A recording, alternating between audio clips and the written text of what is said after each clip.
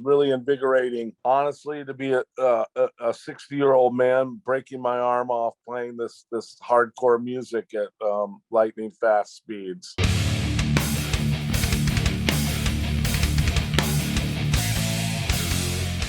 Ghost Cult Magazine welcomes in punk rock legend, and I don't say that lightly, Zander Schloss. How are you doing, sir? I'm good. Thank you so much, Keith. Yeah, man, it's a pleasure to see you. Just saw Circle Jerks a few weeks back in Sacramento. As of this recording, we're here to talk about your new debut solo record, Songs About Songs, which Song is about songs. Song About Songs. Sorry, let's That's correct that. okay. Song About Songs. And Everybody gets it wrong. I don't know really, why. and I feel, yeah, maybe it's the S's. I don't know. But it's yeah, first and foremost, you've been on tour and it's a crazy time in the world. So I hope you're well, the band is well, your family's well, any of your friends. It's just such a crazy period of time. Well, I mean, it is crazy, but honestly, it's like it's great to be out on the road. The Circle Jerks were penned in to do this reunion tour in 2020, and of course, we know what happened, and it happened to a lot of people. So I'm not taking it so personally, but there's been a lot of anticipation leading up to us going out and doing this tour.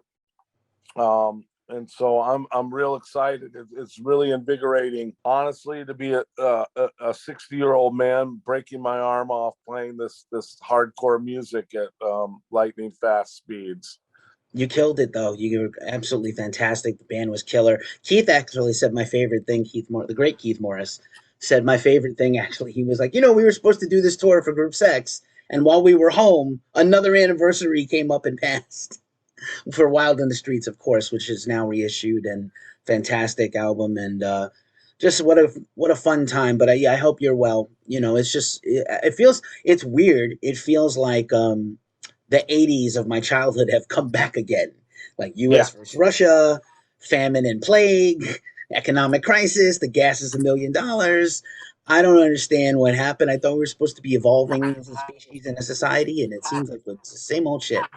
De-evolving, and there's never been a better time for us to go out, for the Circle Jerks to go out, and people are looking for something real, something authentic, and to blow off a little bit of steam.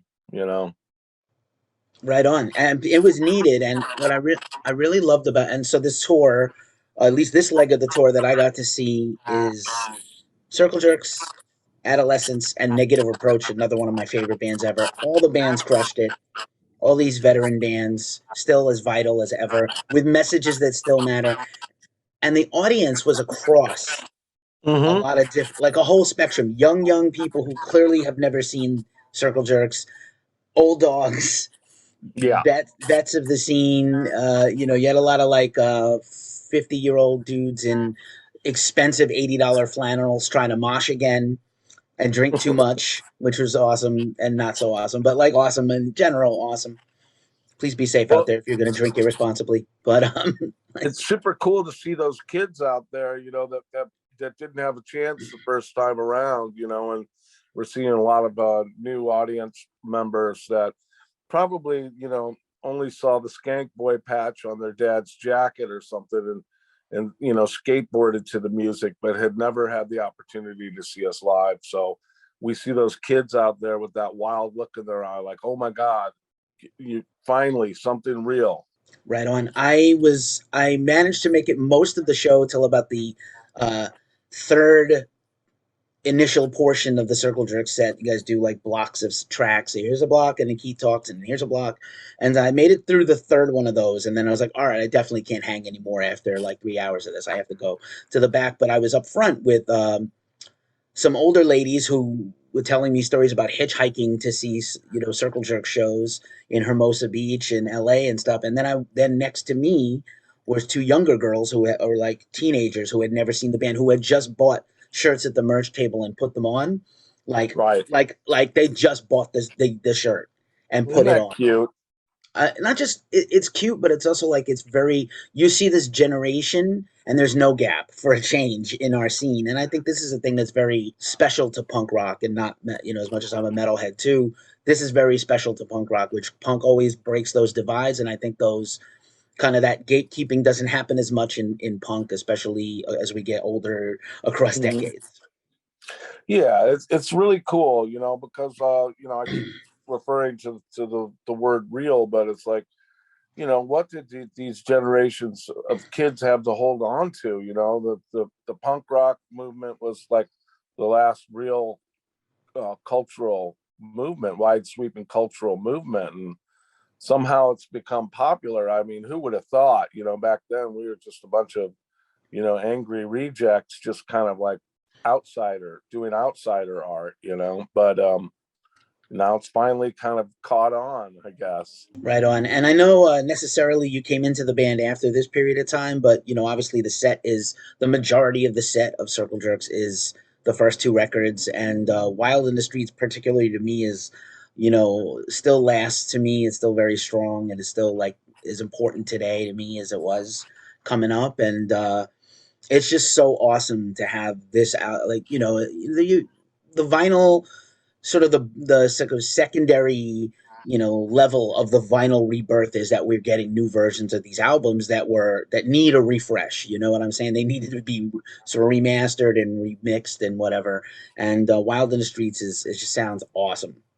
Yeah, well, I mean, yeah, I did come in after those records, but I have, to set the record straight, I have been in the band for close to 39 years. Yeah, for sure. So Yeah. Oh no, absolutely. Yeah, absolutely. Yeah, no question. I mean, yeah, and before that, you were in a bunch of bands, and in the scene, so everybody knows you and knows your history. And again, I'm a bass player and a huge fan. So oh, I'll cool. just throw that out there in general. Some of the first bass lines I ever learned were punk stuff and circle jerks and Nice. suicidal and stuff like that that moved me. And you see the Ramones behind me. I'm from New York originally, so I was an East Coast guy with a lot of respect for the scene. Yeah, man. You guys killed it. You sound terrific up there, man. You rocking out and just playing your ass off. No, if I couldn't tell if you were struggling at all, if you were, because I couldn't tell. You were killing it. Well, you're never supposed to see any kind of effort put into it at all. We're supposed to be doing something that, nobody wants to see somebody who looks like them doing something they can do. You know what I mean? It's so go up there, be a wizard, and do a magic trick for them. Right on, right on. And the band is just unbelievable. Keith is on fire. Greg is insane and always makes it look very effortless. He makes like he's got like the word. I would never play cards with that dude. He has such a poker face on stage. It just doesn't make no emotion really. And He's then got the poker face off stage yeah, too. oh, okay, yeah. He's just so like a Sherpa. He's a Sphinx. I can't tell with him, but he's so killer and so tight. And then Joey, of course, is incredible. He's like the Yeah, loudest drummer ever. yeah, I know. He's great. It's a thrill to play with Joey. He's really, he's a fan of the Circle Jerks. He's got the punk rock pedigree from starting out in Wasted Youth, and he's been working all along. So it's playing those kind of drums at those kind of speeds. It's not like riding a bike. I mean, you have to be doing it consistently. So Joey is the man for the job. Right on. And again, Keith pokes fun at himself, which you have to do at this point in life. Life is a joke at sometimes. But he was like, "Oh, I may have some dementia. I don't know if I remember the words, but I don't know." It seemed like he had it on lock, and he just does his thing, man. Keith has always been a very singular frontman to me, like very iconic and singular person, and he was Mhm. flawless, man. I know he was making fun, like maybe I know this is the first long major tour in a long time, 15 years, but I don't know. He was killing it. Well, the way he makes it seem is like we're all going to fall apart any second now. But I can set the record straight here. I'm built like a tank, man, and I'm ready to go. So Right on. speak for I'm. yourself, Keith. Hey, there you go. There you go. Tell him, set him straight. But he was making jokes about being 60 something years old, and he's like, I can't believe I'm 66. 66, and he's like, I'm still up here doing this. I guess you guys like me because I'm still here. And I was like, dude, this is unbelievable. And again, I don't know a band. I don't know any band that's doing 35 songs, 36 songs in a few hours these days. I don't know any band that can pull it off at any rate. I don't care if the songs are 2 minutes, a minute and a half, 3 minutes, whatever. I don't know any Yeah. band that can do it. Well, I mean, if you would have asked me back in the day if I had been doing this at 60 years old, I would have said you're fucking crazy. But at any rate, it's a testament to what people's potential are, what people's potential is, because everybody wants to put you in a box and say, well, you're only good when you're this age to that age. But the truth of the matter is that if you strive for your potential and you keep yourself at the forefront of loving what you do and take care of yourself, you can still kick ass at 60 years old. And I mean, it's a rigorous tour. We're going out again in the next 5 days for about 7.5 weeks, and you saw what we do, so I hope that we can give other people hope along the way that it ain't over at you know 30, 40 years old. You know what I mean it is if you're not lucky and if you fuck around and take a lot of risks and everything. Right now we're into self-preservation and trying to roll down the road and get the job done, but it can be done. Right So on. Right on. That's the goal. My hope is that it continues. I was going to ask that later. I hope this leads to more tours and more festivals and more things, and maybe who knows, new music. You never know. I'm not opposed to bands throwing out new music. It's always a good time. It gives you a reason to come on tour. I know it's an endeavor and expensive and kind of a time suck. But speaking of new music, and to change gears a little bit, yeah. Song About Songs is this incredible solo album. And you've been making music all your life. I think you got your first guitar at 12, and Hmm. you've been written countless great songs, but this is your first solo record. So obviously the question that comes to my mind is why now? I figure it's time, and it might have been time a lot earlier, but I think that for some people they find their voice as a writer um, early on in life, and like speaking of potential, like I was just talking about, some people reach their potential very early on. It's like I've always been a fan of striving for my potential and trying to find my most authentic voice, and it's pretty much taken this amount of time because I've collaborated with different bands and done co-writes and film soundtracks, and I'm not just a punk rocker. I've learned pretty much every form of genre of music there is. I lived with my jazz teacher for a year, and went to music school. I played in a funk band called the Juicy Bananas, which were on the Repo Man soundtrack. You know, I had a band on Interscope Records called Low and Sweet Orchestra, which was a Celtic Americana band. I just finished a stint before I started writing my solo record with Sean Wheeler. We were doing a duo called Sean and Zander, which was an Americana sort of duo. Yeah, I just it's the culmination of all those different influences and experiences that have added up to me, you know, take finding taking the chance to show people like who I really am. Like I said, finding my voice as a writer. And in saying that, there's probably about 100 songs that are in a shoebox somewhere that I'll take out and listen to when I'm sad and blue, but I'll never reveal to the general public. And thousands of ideas, just little snippets of ideas that were never finished. So these are the songs that made it, didn't die on the operating table. I feel that they're closest to who I authentically am. Which when you say I've been playing guitar since I was 12, I was listening to guys like Bob Dylan and Leonard Cohen and Neil Young and subsequently, I went back a little bit further and looked at, like Bert Jansch and Nick Drake and some of these guys who were doing that kind of that folk style, but from where it originated from, which is the English, Scottish, Irish, sort of, folk music. And I tried to draw from everything that I'd ever learned and everything I'd ever experienced and take it back further into, Baroque and classical and Irish, English, Scottish folk music, because I didn't want to just make an American record. I wanted to make a timeless record. And I want my influences to be very deep, and also hidden. Sometimes a new writer will show his influences, and kind of wear them on their sleeve. But the more that you learn and the older that you get, you can be a little bit more crafty about concealing those influences there, and it just becomes a pastiche of all of it. Nicely said. I got a lot of that. Thank you for that answer. I got a lot of that from what you were just saying. I felt a lot of the Americana and the folk stuff in there. It's interesting to learn what a jazz guy you are. As you see, the most famous jazz photo in history over my shoulder, A Great Day in Brooklyn. I grew up a big jazz nerd from my parents, and then I got into punk and metal and stuff like that. That's how I've got to be here.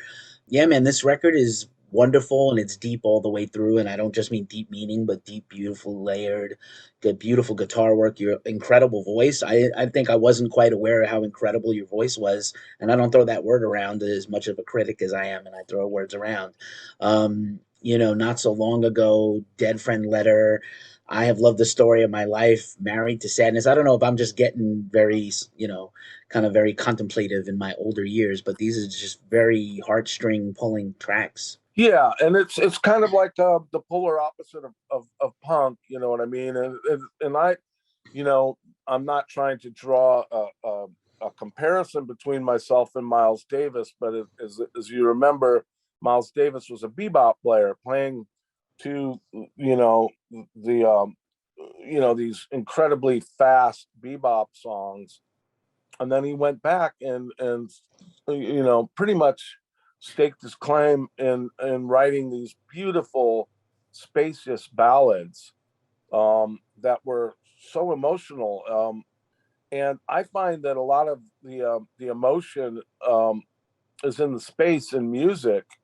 You know what I mean? We can get ramped up and amped up and aggressive and angry and all that stuff when we're listening to loud, fast music and turn people into a frenzy. But I think the world is turned into a frenzy right now, and I kind of want to like give people some space to kind of dream, and it gives people some space to form their own opinions and to feel. So what I'm doing is a more transcendent sort of you know type of music, and hopefully it's healing to me to write these songs and express with transparency my vulnerability. And it's gnarly, man. Like a lot of people, like, these tough guys and stuff, they got their arms crossed and they're like they won't reveal that they get scared or they get sad or any of these things like that.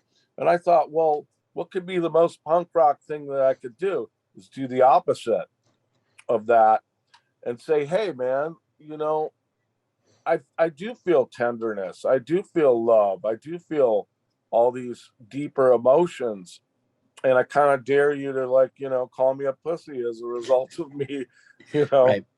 doing this stuff, because I also have that other side of me, you know what I mean? But I think that as time goes by, I feel like that toughness is useless for me, and that kind of fronting off of, like, yeah, I'm not worried, I'm not scared, I'm not sad, you know what I mean? It's just like, come on, let's just open up and connect, and let's open up and like have a healthy communication about how we really feel. The fucking world is fucked, dude. You know what I Mm. mean? So, my best effort would be to connect with people and connect with my own heart and my own authentic self. You know what I mean? And that's what this album is all about.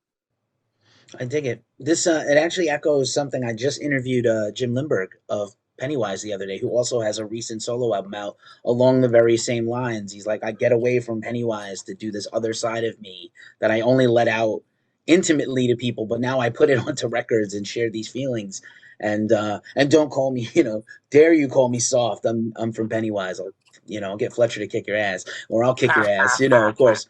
Um, um, he also said he's scared of Fletcher. I was like, dude, everybody is kind of scared of Fletcher, but that's a whole nother interview. Maybe I need to interview Fletcher and ask him about that. Fletcher's huge, man. Yeah, yeah, he's just not to be trifled with ever.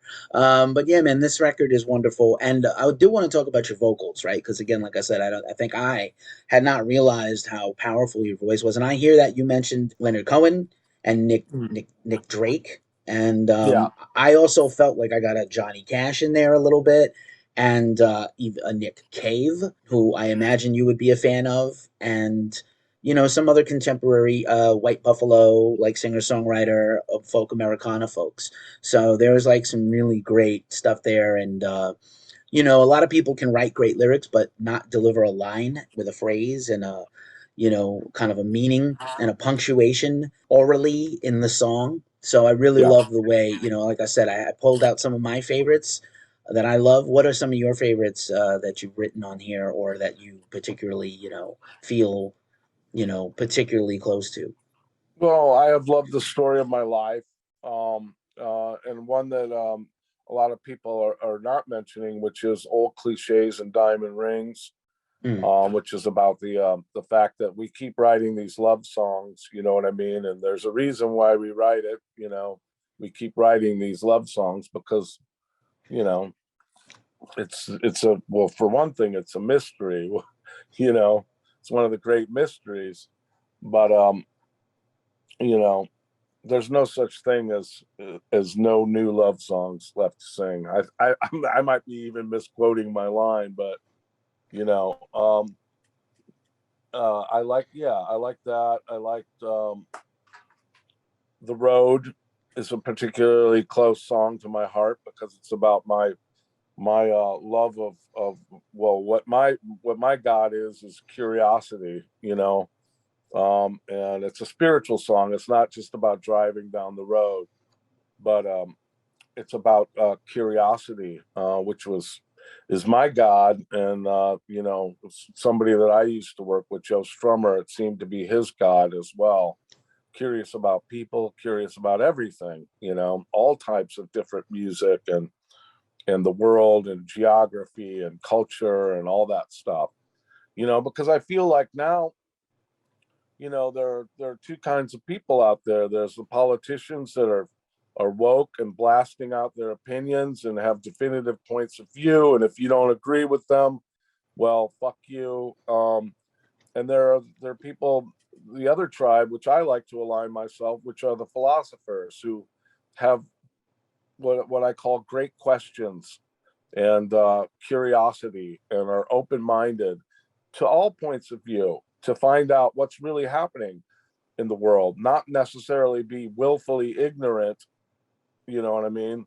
Let's find out what's really, let's try to get to the bottom of what's really going on. you know so that, yeah, The Road is one of my favorites. Of course, Song About Songs, which is a song about the power of music, and what songs have defined you and saved your life along the road. And yeah, I mean, I like all the songs. I mean, obviously, there are some that maybe people will find they like better than most, but I stay out of that, the results of what other people think about my music. And um, that's the best way to go about it, because when you bring it out to the judge and the jury, there's nothing that you can do about what people think. If you do the best job that you can in telling the truth and making something beautiful, crafting it to the best of your ability, like maybe like a cabinet maker or somebody who does like these incredible, like cabinets with great detail and planing and sanding and lacquering, and then they bring it out. It's a beautiful piece. Whether you want that in your home or not is another question. Right But on. that's my goal, you know. Nice, a craftsman. Yeah, I'm glad you mentioned Strummer because I know a lot of people return to those records, and I feel like Dead Friend Letter kind of reminded me of this. I'm sure, like you and myself, lost a lot of people, especially the last few years. But in general, we've lost people along the way. And I thought about Strummer when I heard that song and the Strummer records you've done, and I feel like it's like one of these things, like when Einstein or Stephen Hawking or Carlin passed away. It's the same thing with Joe, man. We lost like the light of the world a little bit. A person that was so special and singular that there's really like, you hear that a lot. It's on gravestones. There'll never be another, but there'll never be another Strummer. I wanted No. to have you talk about him and your time with him a little bit. Yeah, and I just recently lost another friend, Mark Lanigan, who Mm, Sean and I had toured extensively with, and I actually got the opportunity to play bass with him in on a European tour when his bass player fell sick. But actually, Dead Friend Letter is, yes, of course, it's an homage to people who have passed, but that song was written sort of like from the point of view of somebody who has it's a letter. It's a song in letter form to and basically it's a story about a guy who basically has burnt all his bridges and has exhausted all his options to the point where he's ready to make a very severe and permanent um, come up with a very severe and permanent solution to perhaps a temporary problem. And a lot of people, I wanted to, I don't know if you've seen the video, but I wanted to display this character in the form of a vagabond biker who, by necessity, befriends another sociopathic biker. They're the only two that they're the only two in this video. And basically, there's no sentiment in it. The guy writes a suicide letter, shoots himself, and his sociopath buddy finds the letter, drags him out into the desert, and throws him in a hole and burns the letter and rides away. Because that's the brutality of this thing, you know what I mean? And it's like suicide is. I told the director and the editor when we were working on the edit, I said, please don't make this a sentimental video. Use cuts that appeal to family and friends who are left behind. I want this to appeal to the person who is suffering so much that they are contemplating suicide, and I want them to see my character and perhaps dissuade them from, like I said, making a permanent solution to perhaps a temporary problem. So it's gnarly and it's unsentimental, which is ironic because the song itself is whimsical, you know, and wrapped into a very sort of like, you know, up upbeat sort of package. But mm, that's the juxtaposition position that I wanted to present because I think it's a pretty dark subject, and a lot of my songs are stark and dark and presented in a package that seems, my stepsister would say, God, your record is so depressing. I said, well, I don't see it that way, but I see it more as exposing some of these dark thoughts that maybe some of us would never say out loud, and taking the chance to say it for my own therapy and perhaps for somebody who is listening to say, hey, I feel the same way. And goddamn, that guy had a lot of courage for saying that stuff out loud. And I feel the same way.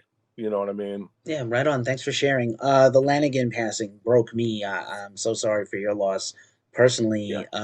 Just as a fan of his voice forever, and his work and his life, it just broke me for a long time. Still, like it's gonna be a long. It's not gonna be okay. Like I can't believe we lost him so young. It's brutal and horrible. Yeah, And I you think he know, was, yeah, just sorry, Keith. And no, go you ahead. were asking me about my voice and stuff, and some of my the influences, and you were spot on. Like, with the Nick Caves and the Leonard Cohens, and Mark is one of those people too. You know what I mean? They're basically the doomed romantics that sing in their speaking voice. You know what I mean? And Mm. I was coaxed into this sort of approach by Gus Seifert, the guy who produced my record, who's currently playing bass with Roger Waters. Um, but Gus, oddly enough, I came in with my songs, I played them down, and he said, "Hey, let's move this down a minor third." And I was like, "Wow, that's really uncomfortable for me. I'm gonna have to sing really low." And he said, "I want you to sing, when you're speaking voice, I want you to sing very softly. I don't want you to put any emotion or drama into it or vibrato or anything like that."